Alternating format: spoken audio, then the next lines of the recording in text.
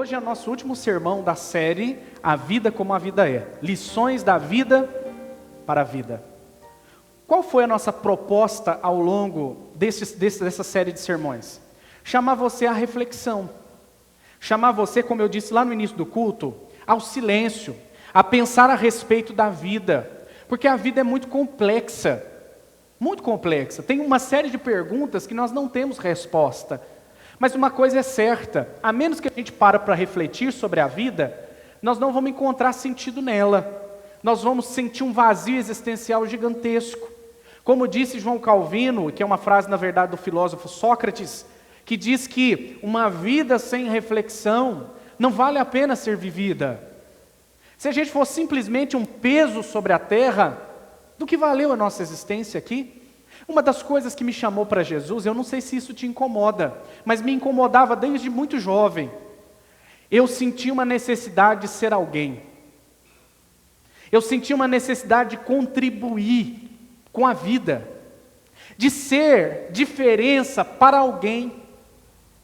Eu não queria só beber, cair e levantar. Eu não queria só viver uma vida sem significado, onde eu olhava só para o meu ego e para os meus desejos. Mas uma vida onde eu possa ser relevante para as pessoas que estão ao meu redor. E acima de tudo, eu tinha um desejo, mesmo sem consciência de Bíblia, mesmo sem consciência de fé, mas eu tinha dentro de mim uma coisa que me chamava a viver o propósito que Deus tem na minha existência. Qual o propósito de Deus na sua vida? Por que você existe? Você já parou para pensar nisso? Por que você está aqui? Por que Deus, na sua infinita sabedoria, resolveu criar você, do seu jeito, para nascer na sua família, na sua cidade, nesse país, para ser o que é agora?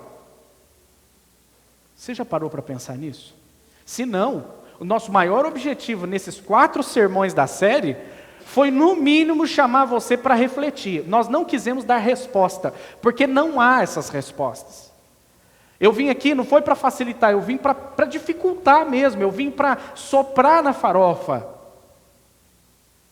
Eu vim para bagunçar a coisa. Mas quando a gente bagunça, é que a gente tem a oportunidade de reorganizar, replanejar a vida. E é isso que eu espero que você faça. Que você comece a pensar por que você vive assim, por que é desse jeito, por que você está aqui hoje, por que Deus te trouxe a este lugar, o que Deus espera de você, por que você é o pai dos seus filhos, por que você é esposa desse marido, por que você é filho desses pais, por que você trabalha onde trabalha, por que você está me ouvindo hoje.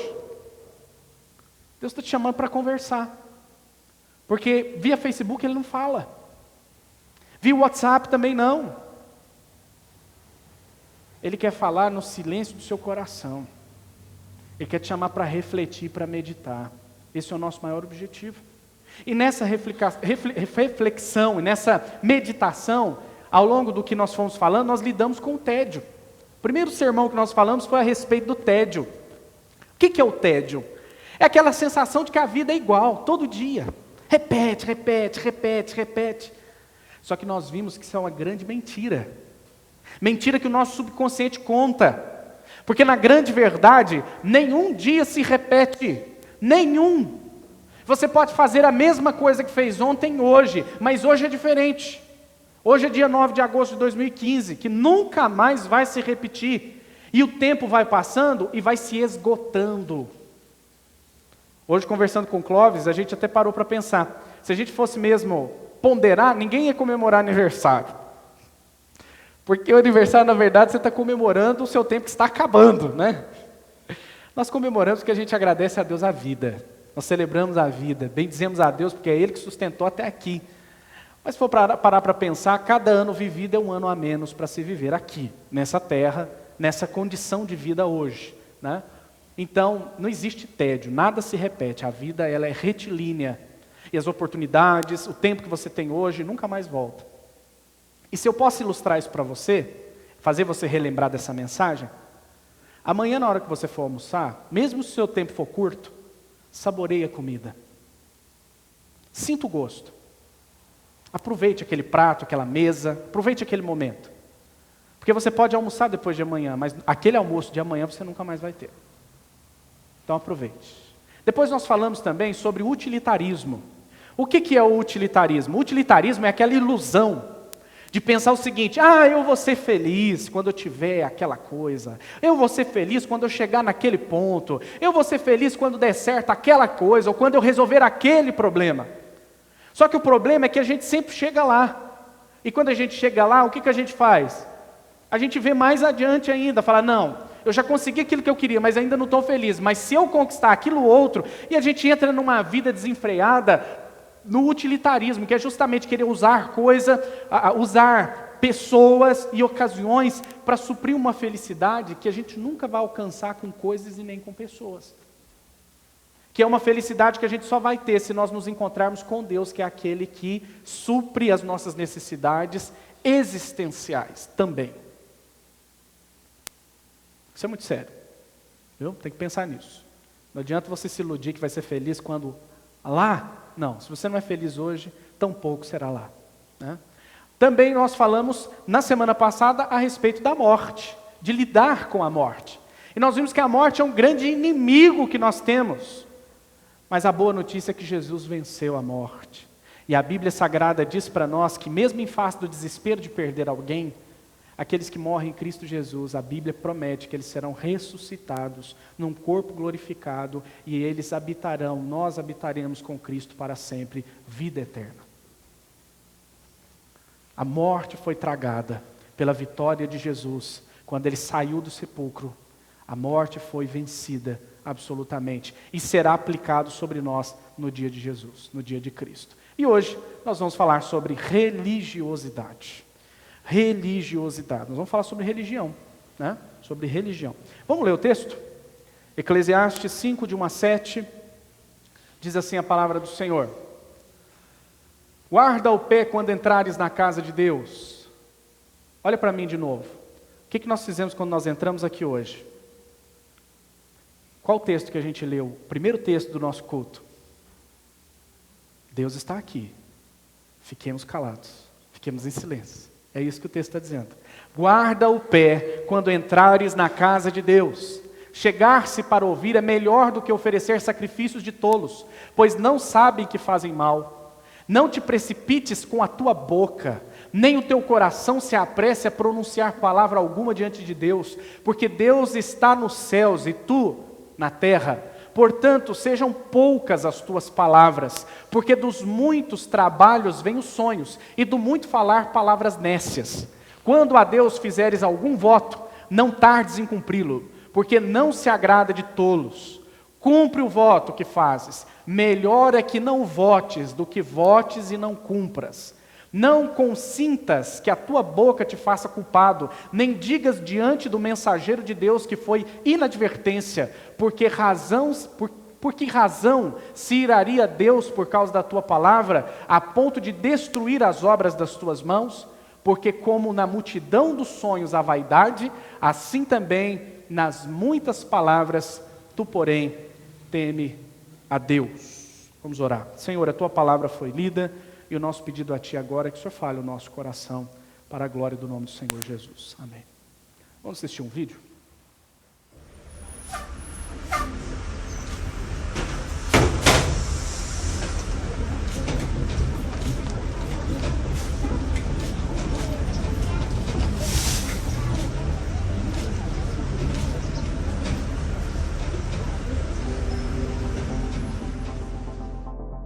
Eu acho que a maioria são um bando de alienados, que só veem a religião em si, não veem o cristianismo que tem por trás, não veem os ensinamentos de Cristo, não veem Jesus. Eu vejo o cristão como uma pessoa que tem fé.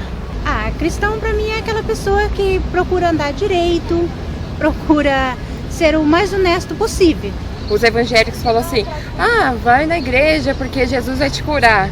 Mas eu acho que os evangélicos acabam assustando a gente. Talvez um modo melhor de poder nos orientar, né? Aí era mais fácil de atrair mais gente na igreja do que afastar. Eu vejo como alguém que tem um grande potencial em mudar o mundo e que quer ajudar os outros. Normalmente o cristão é sempre mais julgado, né? Não, eu vejo ele uma pessoa sincera, assim. Cristão eu vejo como muitas pessoas, às vezes elas são bem preconceituosas, algumas, e eu não gosto muito disso, por isso que eu não vou na igreja.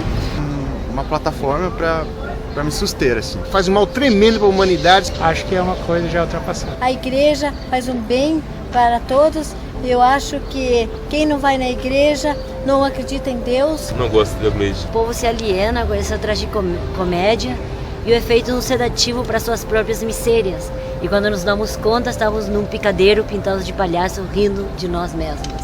A igreja é só uma placa. Aí eu vejo que é muito bom pra gente. Manipuladora. Tem muita coisa errada. Eu sou totalmente contra. A gente vai lá pra aprender. Um lugar pra gente visitar Deus, como se fosse a casa de Deus, entendeu? Parei de ir porque tenho cabelo verde, porque eu tenho piercing, porque eu tenho tatuagem, e as pessoas ficavam olhando e comentavam até que estava errado, que não podia. Então, se vocês não vão me receber na casa do Senhor, do jeito que eu sou, eu não vou mais frequentar. O cristão de hoje em dia, talvez de sempre, para mim a maioria são falsos. São falsos cristãos. Por quê? Porque às vezes tem a Bíblia toda na cabeça, decorada, embaixo do braço, né? Muitos aí com a Bíblia embaixo do braço, falam uma coisa e vivenciam outra. Então para mim isso é falsidade. Pessoas que acreditam em Deus. Uma pessoa qualquer, uma pessoa normal. Bom, na verdade eu vejo como uma pessoa normal. Mas eles tentam arrastar a gente junto, sabe? De alguma maneira, isso é meio estranho. Fanatismo. Em geral, eu considero eles umas pessoas muito preconceituosas, assim. Cara, é uma pessoa normal. Um cristão é uma pessoa indiferente. O cristão é uma pessoa que procura, vamos dizer assim, um apoio para não fazer coisas erradas. Pessoas que precisam de uma base para poder viver. Uma pessoa alienada. Pessoa, acho que normal, cara. Como pessoa alienada, Como uma pessoa que segue uma religião. que acha que o que ele crê é fato. O cristão hoje é uma pessoa que está numa situação um tanto perdida. Ele é uma pessoa religiosa.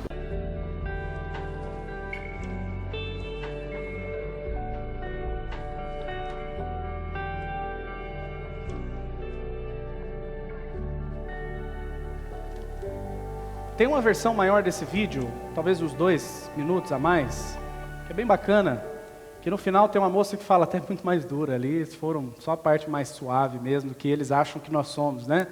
Mas palavras que repetiram várias vezes: indiferentes, alienados, preconceituosos, que mais? Falsos, olha que beleza, né? Não é de estranhar que isso tem a ver com hipocrisia. Isso não é de estranhar que tem a ver com mentira mesmo. Alienação, o que é alienação? Alienado é alguém que vive uma realidade que não é realidade. Por exemplo, a gente vive aqui dentro como se todo mundo fosse santinho, como se o mundo estivesse ótimo, não tivesse pessoas lá fora morrendo com droga, sabe? A gente fica alienado com os problemas sociais, alienado com o sofrimento humano. Mas quem faz isso, e é mestre em fazer, é a religião. Todos ali comentaram o seguinte: o que você acha que o cristianismo é? E o que o cristianismo é? Nada mais, nada menos. Uma religião. Dentre muitas. No mundo, eu não sei nem te precisar quantas religiões existem. Muitas, diversas, e o tempo todo sendo criadas outras mais e novas. Só para você ter uma noção, no Brasil, isso eu vi há uns 3 anos atrás, no Brasil existem mais de 10.000 denominações evangélicas diferentes. Para você ter uma noção. Aqui em Palmeiras tem mais de 20, eu não sei te precisar agora, na época eram uns 22. Não, então aumentou bastante. 32 denominações evangélicas. Vamos falar do nosso lado, porque é muito fácil olhar para o outro, né? Vamos olhar para nós. Veja, 32 denominações diferentes da religião cristã, dentre outros que não são cristãos, né? Que não tem a ver com a religião cristã necessariamente. No Brasil são menos, no entanto, existem ainda entre nós. Agora, o que é religião? Eu quero ilustrar para você através desse gráfico aqui, ó. Religião. Religião é a humanidade tentando se religar a Deus. Daí vem um termo latim, a religare, relegere, alguma coisa assim, eu não sei lembrar para vocês e pronunciar corretamente. Mas é a ideia de religar. A religião, a proposta humana de religião, é que o homem parte em busca de se encontrar com Deus, com um ser superior, com uma divindade, com uma experiência sobrenatural. Só que sempre que essas experiências acontecem, elas surge um negócio chamado de mito fundante, de símbolos, dogmas e depois tabus. Sempre que alguém diz ter tido uma experiência com o sagrado, isso se torna depois um mito, se torna um dogma, se torna um tabu, e essa pessoa agora começa a viver de uma maneira que ela precisa se esforçar para continuar ligada a essa divindade, porque essa divindade está a todo momento olhando de cima para baixo, dizendo, se você não andar desse jeito, pianinho, do jeito que eu quero, cumprindo as minhas exigências, nada feito, você está fora, está desligado. Essa é a proposta de todas as religiões. Você seguir um código de conduta, você seguir um código de regras que agrade um ser superior que está em algum lugar. Isso é bom? O que é o Evangelho? É Deus em busca da humanidade. Então, a diferença é muito grande um e outro. De um lado, são seres imperfeitos, intolerantes, preconceituosos, indiferentes, desumanizados, porque quanto mais o tempo passa, mais longe da criação a gente fica, mais desumanizados nós ficamos. Seres, como foi dito ali, falsos, em busca de Deus e de agradar a Deus 100%. E ninguém consegue. Só que ao invés de assumir a fraqueza, a gente veste uma capa de religiosidade dizendo, eu sou o pastor, então eu sou impecável. Eu vivo tudo certinho, meu casamento é perfeito, eu pago todas as minhas contas, eu ando certinho com as regras e tudo mais para agradar a Deus e ser aceito por Ele. Enquanto o Evangelho vem de cima para baixo, Deus reconhecendo, porque você não dá conta, porque você é hipócrita, porque você é falho, porque você é falso, porque você está desumanizado, por isso eu vim aqui na figura de um homem humano para te ensinar de novo a ser gente e te salvar. Porque você não consegue se salvar cumprindo um código de conduta. A religião, ela é um veneno. Ela parece ser boa, mas ela é altamente destrutiva. A religião parece ser boa, ir à igreja todos os domingos, né? Cumprir todos os ritos, dar o dízimo, ser membro professo, exercer alguma atividade na igreja, ser aquela pessoa de conduta social ilibada. Isso parece ser muito bom e pior, muito pior, suficiente. O problema é isso, não há problema em cumprir regras, não há problema em dar o dízimo, em servir a Deus na igreja com o ministério, não há problema em nada disso, mas quando a gente acha que isso nos faz bom, que isso nos faz buscar e achar Deus, quando isso nos faz achar que nós somos legais demais, nós estamos na contramão do Evangelho, porque o Evangelho é reconhecer que nós não estamos com nada. Entender o Evangelho é entender que Deus vai mesmo lá na boca de fumo. Entender isso é entender que Jesus frequentaria sim o meio dos travestis e homossexuais sem dificuldade, para poder lá dentro demonstrar o amor de Deus e trazê-los de volta à companhia de Deus. É esse o trabalho de Jesus, vir do céu à terra para depois nos levar de volta. E aí não tem código de conduta que satisfaça os parâmetros. Por que eu coloquei uma aranha ali? Porque é bem parecido com uma aranha marrom. Não sei se você conhece a aranha marrom, ela é um perigo doméstico, porque ela gosta de ficar dentro de sapatos, de roupas guardadas, e quando a pessoa vai usar, na hora que ela veste, aperta a aranha e a aranha pica. E diferente de outras aranhas, ela não dá dor, a picada dela não dói. Ela só irrita a pele e parece uma picada de pernilongo, essas coisas. O problema é que a pessoa, quando vê aquilo, ela não liga, espera, e a pessoa vai ter sintomas graves de envenenamento 72 horas depois. Quando isso acontece, os rins já estão comprometidos, o organismo já está comprometido a ponto de gerar sequelas. Essa aranha é perigosa, talvez você já tenha visto, eu já vi essa aranha marrom, ela é fácil de ser encontrada. A religião é a aranha marrom. Sabe por quê? Porque ela parece inofensiva. Só que ela pica a pessoa de uma maneira que quando a pessoa abre os olhos, ela é só religiosa. Ela já está envenenada e não há mais o que fazer. O pastor Ed Renekiewicz, ele diz o seguinte, A religião é traiçoeira, porque se faz passar pelo caminho verdadeiro para Deus, mas acaba engolindo quem se aproxima dela. A religião é venenosa porque a peçonha indolor só dá sinais de seus efeitos danosos com o tempo. E quando isso acontece, o estrago já está feito. Vou te dar um exemplo claro. Uma pessoa vem para a igreja, realmente chamada pelo Evangelho, com boas intenções, sincero coração. Só que ela vem aqui para a igreja e começa a frequentar e está tudo legal, é isso mesmo, a igreja é ser isso. É sentar no banco, ouvir o pastor pregar, avaliar se o sermão foi bom ou ruim, né? Dar alguns palpites, ajudar em alguma coisa que me chamam para fazer, e ali resume a minha vida religiosa. Realmente, a vida religiosa se resume a isso aí, a esse cerimonial mesmo, a esse ritual vazio e sem vida. O que Deus nos chama para ter com Ele é um relacionamento. E isso é muito mais do que sentar nesse banco. Isso é muito mais do que ouvir uma pregação. Isso é muito mais do que repetir uma oração todos os dias antes de dormir. Senhor, obrigado por esse dia, obrigado por tudo, Jesus. Dormiu. Isso é religiosidade.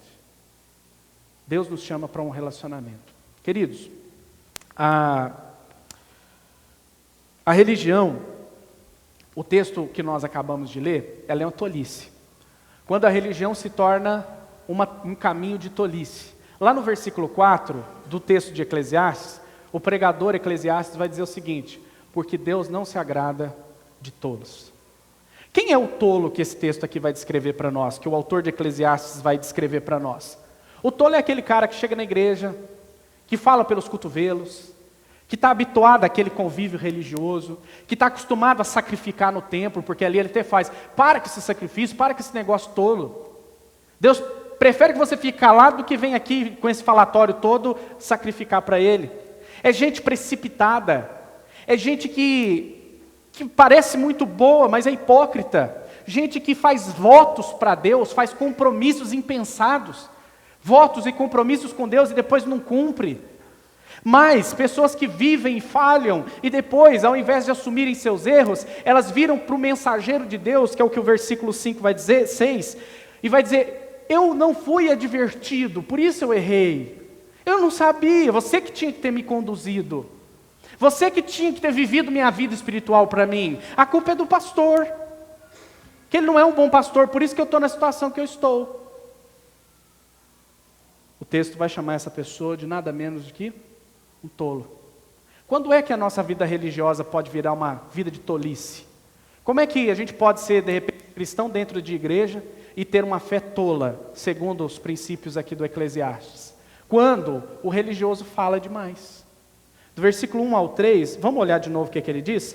Guarda o pé quando entrares na casa de Deus. Chegar-se para ouvir é melhor do que oferecer sacrifícios de tolos, pois não sabem que fazem mal. Não te precipites com a tua boca, nem o teu coração se apresse em pronunciar palavra alguma diante de Deus, porque Deus está nos céus e tu na terra, portanto sejam poucas as tuas palavras, porque dos muitos trabalhos vêm os sonhos, e do muito falar, palavras nécias. O que o autor de Eclesiastes está dizendo é o seguinte: quem fala muito dá bom dia a cavalo. Quem fala muito, fofoca demais, julga as pessoas demais, é inconveniente, é gente que não edifica os outros que estão ao seu redor. E o religioso, ele é mestre em ser o crítico, o analítico de todo mundo. Porque como ele é religioso, como é uma pessoa de princípios, dogmas e tabus, ele sempre está avaliando as pessoas a partir dos seus critérios pessoais. E ela é ótima em ficar falando: eu acho que aquele fulano lá, não sei não. Tal. Como a palavra de Jesus quando diz: olha, quando você quiser tirar o cisco do olho de uma pessoa, tira a trave que está dentro do teu olho primeiro. É aquela pessoa sempre pronta a dizer que aquilo não é bom, aquilo está errado, aquilo assim. São pessoas cheias de um negócio chamado discurso. Discurso. Vocês lembram um homem velho que estava ali de barba branca? Né? Eu quero, quando ficar velho, eu quero ter uma barba igual a dele. Ele diz o seguinte: para mim os cristãos são falsos. Foi aquele que disse que o cristão é falso. Por quê? Porque eles têm a Bíblia de cor, sabem a Bíblia tudo na cabeça, têm debaixo do braço, sabem falar várias coisas acerca da fé e da Bíblia, mas o que ele diz? E não vive. Para mim isso é falsidade. Gente que fala demais, assim como os sonhos vêm de muito trabalhar, ou seja, se você sonha com alguma coisa, você quer fazer esse sonho virar realidade, trabalhe muito. Assim como uma pessoa que trabalha muito realiza os seus sonhos, quem fala demais fala besteira. Nécio é sem sabedoria. Talvez num popular seria gente burra mesmo, gente inconveniente, gente tola. Quem fala muito, fala pelos cotovelos. E o que ele diz é o seguinte: vale-se, utilize o silêncio como ferramenta de uma vida cristã mais madura e mais correta. Uma mulher, certa vez, falando com o pastor, foi até o pastor Ed Renekiewicz mesmo, que conta isso no seu livro, o livro mais mal-humorado da Bíblia, que é sobre Eclesiastes, é um livro que nós estamos usando aqui. Oh, meu Deus. Veja o que essa mulher falou para o pastor Ed Renekiewicz. Ela disse o seguinte: o Ed René contou que era pastor, e ela disse: nossa, o senhor vem cortar o cabelo aqui sempre, a cabeleireira dele? O senhor vem cortar o cabelo aqui sempre? Se o senhor me dissesse que era pastor, eu não ia saber. E parece que o senhor é pastor. Ele falou: pois é normal, as pessoas realmente não identificam que eu sou pastor mesmo. Ele falou: o senhor é tão diferente do meu marido, que o meu marido é muito religioso. Meu marido fala da Bíblia e tudo. Aí ele disse: mas por que eu sou diferente do seu marido? Ah, porque ele é um religioso político. Ele fala muito e vive muito pouco do que fala. É isso. Discurso. É triste você ter só um discurso. Porque as pessoas estão cansadas. Porque discurso... Me fala um homem que discursa melhor do que o Luiz Inácio Lula da Silva. Ele alcança as massas. Ele fala de número que nem existe. Inventa coisa. Só que as pessoas ficam lá... Oh, não mais hoje, porque a coisa já ficou feia para o lado, né? Mas festejavam. Coloca um político falar, todo mundo ouve, o cara é bom. Mas é só discurso. Só. Nós não podemos ser cristão político. Isso é religiosidade. Quando que a nossa religião fica tola também? Quando o religioso vive a vida dupla. Que uma vez que você discursa muito, você começa a não viver aquilo que você fala.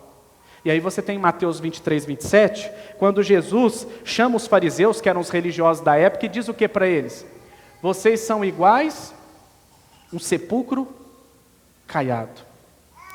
O que é ser igual a um sepulcro caiado?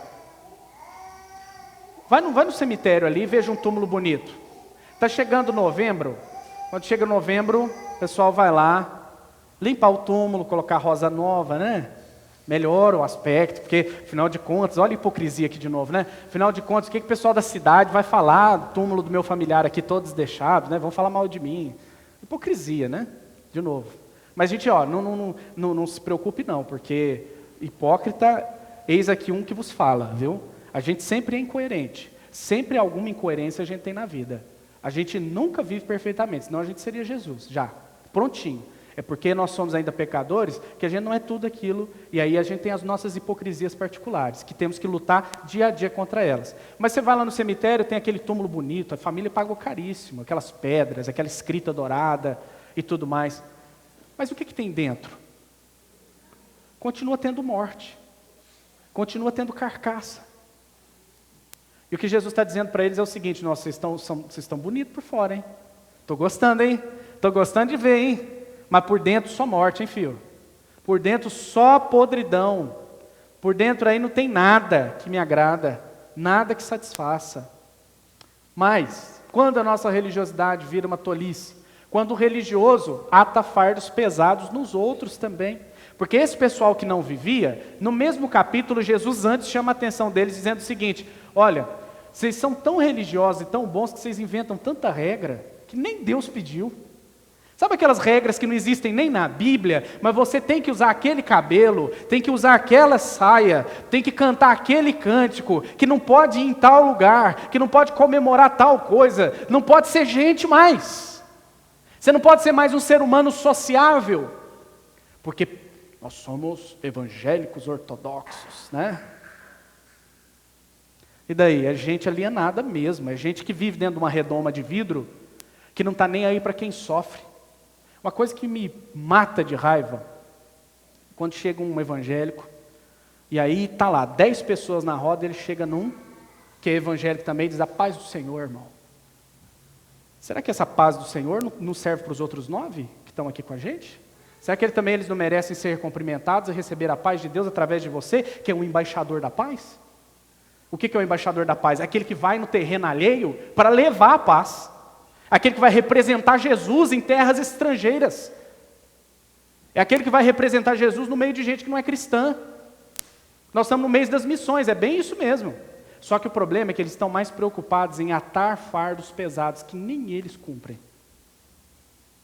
Você tem noção? O judeu, ele tinha tanta regrinha. Por exemplo, isso não está na lei, mas eles inventaram coisas sobre a lei, até acima da lei. O judeu, ele não podia andar mais que 1000 passos no dia.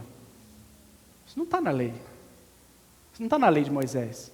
Mas eles inventaram isso, uma regra sobre a regra que Deus colocou. O religioso, ele é bom para criar essas coisas. Regras sobre regras. No ano de 93, a Aliança Batista nos Estados Unidos criou um projeto que até hoje é até popular no Brasil, que chama O Verdadeiro Amor Espera, ou Eu Escolhi Esperar. Não sei se você já ouviu falar. Escolhi Esperar é um grupo de jovens que fazem um pacto, assinam um contrato, de que não vão ter relação sexual antes do casamento. E aí eles fazem esse pacto de que vão se manter virgens e tal. Só que depois de uns anos, já que esse pacto havia sido feito com a primeira leva, com os primeiros que contrataram, houve uma pesquisa e descobriu-se que dos 100% que assinaram o contrato, só 12% ainda estavam intactos. Os outros 88%, já haviam tido relação sexual. Uma coisa é claro, a Bíblia Sagrada não diz que deve ter relação sexual antes do casamento mesmo.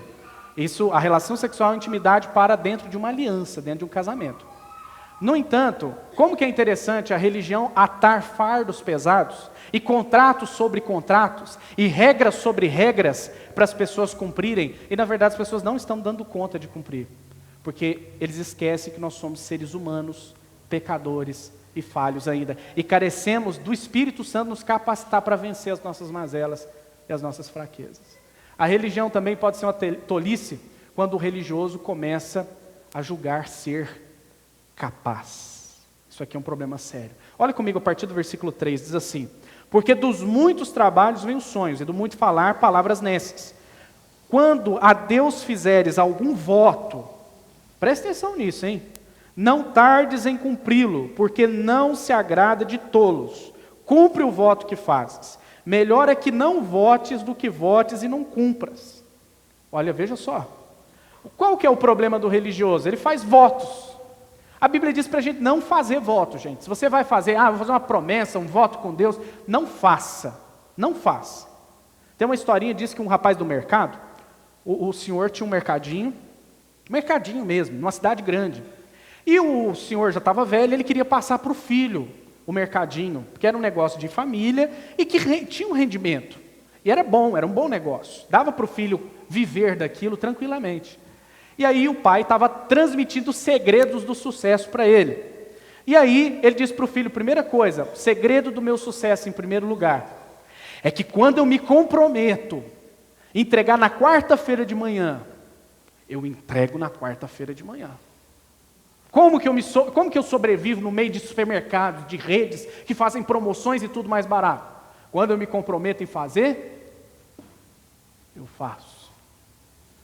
Aí o filho falou, pai, mas que legal, né? Muita sabedoria nisso aí que o senhor está me falando, muito interessante. Mas como que o senhor consegue cumprir tudo isso? Simples. Eu simplesmente não me comprometo a entregar na quarta-feira de manhã. Eu simplesmente não me comprometo para depois ter que voltar atrás.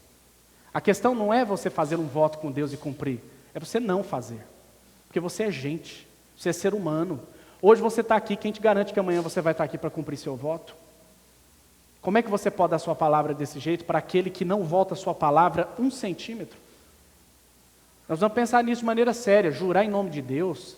Quem nós somos para jurar em nome de Deus? Isso é uma blasfêmia. E até para ficar falando o nome de Deus e jogando ele nas esquinas. Deus é um nome a ser zelado, cuidado, reverenciado. Mas o religioso é aquele que faz os seus votos, suas promessas, Toda a sua oração pomposa de orar na praça, de fazer tudo em público para todo mundo ver o tempo todo, e ele se acha bom, ele confia em si mesmo, ele acha que com a sua bondade ele vai conseguir conquistar Deus e conquistar os favores de Deus. Só que a grande questão é o seguinte: quem tem essa religiosidade tola, o resultado disso é que eles tropeçam em si mesmos. O versículo 6 vai dizer para nós assim: não consintas que a tua boca te faça culpado, nem digas diante do mensageiro de Deus, que foi inadvertência. Por que razão se iraria Deus por causa da tua palavra, a ponto de destruir as obras das tuas mãos? O que o Eclesiastes está falando é o seguinte: não seja um louco de fazer esse tipo de voto. Não seja um religioso. Não seja um tolo. Deus não se agrada de tolos. Por que você atrairia coisas ruins para você mesmo? Por que você chamaria a ira de Deus sobre a sua vida? Não seja um religioso. O religioso, ele tropeça em si mesmo, nas suas próprias incoerências. Me fala uma coisa. Esses programas de televisão aí, todo mundo falando questão da homossexualidade, tudo, não é? Parece que evangélico hoje resumiu a isso. Ser evangélico é brigar com gay. Parece que é isso. Agora me fala uma coisa. Esse pessoal que está ganhando dinheiro aí, esses pastores ricos, que só o anel do dedo dele vale seus milhares de reais. Me fala dessa turma que está passando fome, essa crise financeira que agora está. Me fala o que eles fazem pelos desempregados. Às vezes eles têm um projeto social, uma coisinha aqui e ali, que é para inglês ver. Mas me fala de maneira prática, o que eles têm feito? Eles se misturam no meio da gente? Ele tem cheiro de suor de pessoas, se misturando no meio das pessoas? Não, estão dentro dos seus gabinetes, com ar-condicionado e tudo bonito. Esse pessoal tropeça neles mesmos, porque todo fundamentalista é incoerente. Ele está lá, sabe, coando aquilo lá e deixando o mosquito passar, sabe como é que é? Coando o mosquito, deixando o camelo passar. Ele está lá cuidando de uma coisa periférica da fé e se esquecendo do principal da fé, porque a Bíblia diz que se você diz que ama a Deus e não ama o próximo em quem você vê, você é um mentiroso. Porque se você não ama quem você vê, quanto menos a pessoa que você não vê que é Deus. A marca do verdadeiro discípulo é o amor que tem uns pelos outros. Me fala, cadê o amor? Parece que é só uma militância, é uma questão política só. Resumiu a fé cristã a isso. E nós temos as nossas incoerências também. Às vezes a gente fica cuidando de uma coisinha aqui ou ali da nossa fé, e a gente esquece da pessoa que está do nosso vizinho angustiado, precisando de consolo, precisando de alguém para conversar, precisando de um amigo, precisando de você lavar a louça dele, no momento que ele está lá cirurgiado. São as nossas incoerências religiosas. E mais, constroem castelos de palha com suas palavras para serem queimados no dia de Cristo. Não se engane, de Deus a gente não zomba. Quem constrói religiosidade, constrói um castelo de palha. E vai chegar o dia de Deus, em que o fogo consumidor vai queimar o que é palha, o que for ouro puro, o que for realmente obras de fé vão ficar. Mas aquilo que é só aparência, que é só hipocrisia, o próprio Cristo vai colocar à sua direita as suas ovelhas, e à sua esquerda os bodes, vai dizer para os de direita: sejam benditos do meu Pai, porque estive nu e investiste, com fome e me deste de comer, preso e fostes ver-me.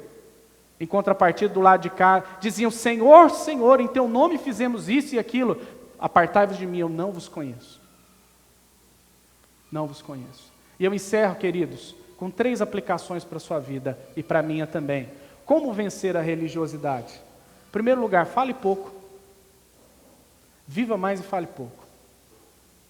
Vivamos mais a fé. Vivamos mais o Evangelho. O Evangelho é para ser vivido, não é só para ser falado. A gente vive primeiro, conquista a confiança das pessoas que depois vão abrir os ouvidos para nos ouvir, para ouvir o que a gente tem a dizer. Segundo lugar, jamais se atreva a fazer negócios com Deus. Jamais se atreva a fazer negócio com Deus. Não faça voto, não faça barganha, não faça troca com Deus. Sabe por quê? Uma coisa simples só: você não está em condições de negociar com Deus. Não faça barganha com Deus, porque simplesmente a Bíblia Sagrada diz que nós somos dignos só, merecedores só da ira e da condenação.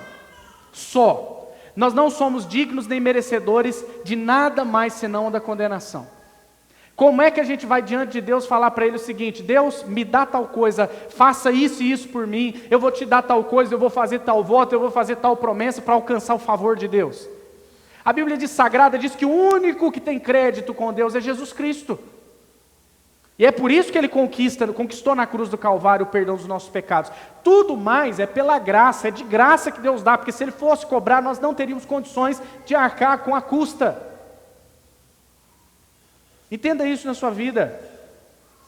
Dá um dízimo para Deus dar a casa própria. Tenha paciência. Vai criar vergonha na cara e vai fazer um financiamento lá na minha casa e minha vida. Pelo menos você não vai ofender a santidade de Deus. Pelo menos, como diz o texto aqui, para que você ia acender a ira de Deus? Não faça isso, meu amigo. Fique no seu canto, é melhor não fazer o voto do que ir lá brincar, mexer com quem está quieto.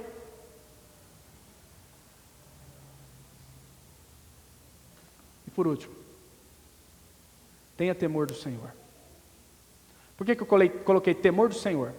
Porque temor do Senhor é diferente de qualquer outro tipo de temor. Temor a gente já lembra de temer, de medo. Não, Deus não é para ter medo. Porque quando você tem medo, você não ama. E Deus é para a gente amar.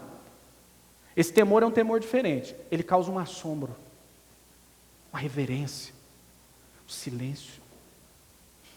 Aquele medo, sabe quando você chega na presença de alguém que você ama, que você gosta, que você admira, só que você não quer abrir a boca para não falar nenhuma besteira? É isso. Isso é temor a Deus. No finalzinho, o autor de Eclesiastes diz o seguinte: porém, teme a Deus. E o versículo tema do livro de Eclesiastes, o resumo do livro de Eclesiastes é: de tudo que se tem ouvido, escuta, de tudo que você ouviu aqui nessas 4 mensagens, de tudo que se tem ouvido, o autor de Eclesiastes, quando diz, é vaidade, não vale a pena, estou cansado, não vejo diferença, aí ele para aqui no final, no último capítulo do livro, capítulo 12, versículo 13, e ele diz o seguinte: de tudo que se tem ouvido, o resumo é: teme a Deus e guarda os seus mandamentos, porque isso é o dever de todo homem. Se você pode levar alguma coisa dessa série para sua casa e para sua vida, leve a reflexão. E essa reflexão nos leva a valorizar os nossos dias, como não sendo dias repetitivos, nos leva também a não esperar ganhar e ter coisas para ser feliz, e muito menos achar que foi vencido na morte, e menos ainda ser um religioso. O que Deus espera de nós é que nós o temamos.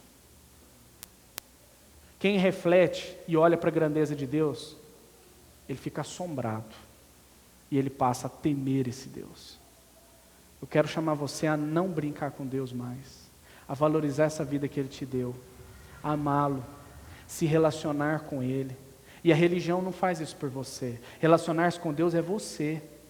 Você tem que buscar o Senhor, em oração, na palavra dEle, na comunhão com os irmãos. Isso não é uma instituição que vai te dar, é você e Deus. Desenvolva esse relacionamento com Ele. É o que Ele espera de você, é o que Ele quer de nós. Ame a Deus, tema a Deus, tenha esse assombro, mas ao mesmo tempo esse desejo de estar com Ele. Ame a Deus. Assuma o resumo de tudo teme a Deus. Isso é o dever de todo ser humano, temer a Deus.